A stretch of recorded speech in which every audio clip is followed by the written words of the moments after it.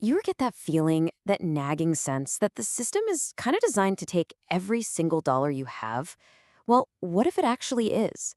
Today, we're going to dig into this really provocative idea called the Yu-Liang theory. It basically argues that for the most important things in your life, the price isn't set by the market at all. It's set by your wallet. All right, so let's just jump right in. The first big thing we have to tackle is why those simple economic models we all learned in school just don't seem to match up with our actual lives. I mean, this is the question that keeps so many of us up at night, right? You work hard, you try to save, but the goalposts for buying a house or getting a degree or, just getting sick without going completely broke, they just keep moving farther and farther away. So what is going on? Yeah, there's a huge disconnect here. In school, they show you these neat little graphs, right? Supply and demand meet, and poof, there's the perfect price. But in the real world, we get a 30-year mortgage. We get a medical bill that can wipe out a lifetime of savings. We get student debt that follows us around for decades. The textbook theory, it just doesn't explain our reality. So to find a better answer, we can't just look at what's happening today.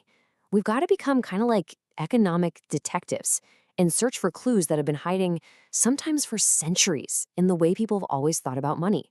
See, the Yu-Liang theory didn't just pop up out of thin air. It's actually standing on the shoulders of giants. Way back in 1776, you had Adam Smith arguing that price was all about production costs.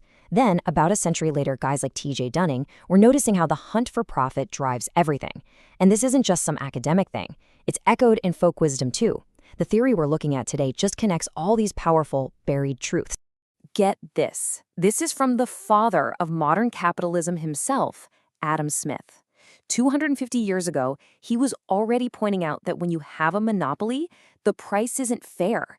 It's the absolute maximum you can squeeze out of somebody. Does that ring a bell? Because it should. A century later, T.J. Dunning basically laid out the raw motivation behind it all. He said that as the potential profit gets bigger and bigger, so does capital's willingness to do, well, pretty much anything to get it. This isn't a moral judgment. It's just an observation of a seriously powerful force that shapes our world.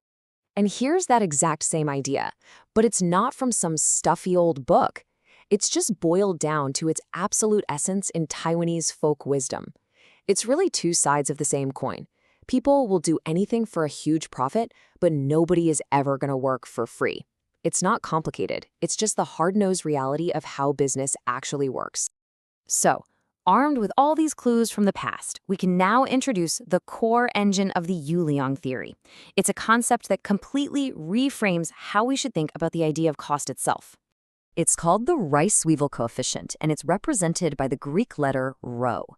The idea is actually a pretty simple ratio. It compares the value that's extracted by non-producers, think rent and profits, to the value that's created by producers, which is wages. And the name? Well, it's a pretty powerful metaphor. It comes from a pest that eats stored grain but never, ever helps to grow. So here's how that looks visually. On one side, you've got the value that's actually created, the wages paid for labor. And on the other side, you've got the value that's extracted on top of that, things like rent and profit. The bigger that second bar gets compared to the first, well, the higher your Rice-Weevil coefficient. Okay, so how does this idea turn into a full-blown formula? It happens in three basic steps. First, you figure out the buyer's total financial potential, not just their income, but what it costs to get that income, like their education. Second, you apply what's called a parasitic multiplier, which is just that Rice-Weevil coefficient in action, making the price bigger. And third, you factor in compounding, how this whole extraction process can happen again and again through all these different layers of the economy. And here it is, the whole formula put together. Price equals your total earning potential. But then that potential gets multiplied by this extractive force, the Rice-Weevil coefficient, and it gets compounded over and over. The key insight here is that price isn't just what you can pay. It's what you can pay magnified by all this extraction. Now, let's take this out of the world of theory and apply it directly to the biggest expenses in your life. This is where the model gets very real, very, very quickly. This table is pretty stunning. For housing, that theory says the price has nothing to do with construction costs. It's all about the absolute maximum a family can possibly pay over a lifetime, including everything they can borrow. For healthcare, a medical bill is designed to take your savings, your insurance, and anything else you can sell. And education? Tuition just keeps rising to meet whatever the maximum student loan limit is. In every case, the price is simply your total ability to pay. But the theory does way more than just explain your bills. It actually makes some really stark predictions about how our whole economic system behaves. And the consequences range from the weirdly mundane to, well, the monumental. Let's start with something that just seems totally irrational: the banana to pig theorem.